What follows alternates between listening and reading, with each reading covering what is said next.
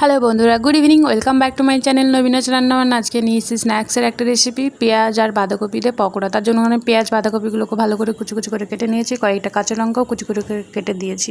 তারপরে হাত দিয়ে একবার ভালো করে মাখিয়ে নিয়ে তারপরে চালের গুঁড়ো, বেসন, কর্নফ্লাওয়ার, লবণ দিয়ে আরেকবার হাত দিয়ে মাখিয়ে নিয়ে এরপর আমি একটা ফ্রাইং প্যান বসিয়ে দেবো তেল গরমের জন্য।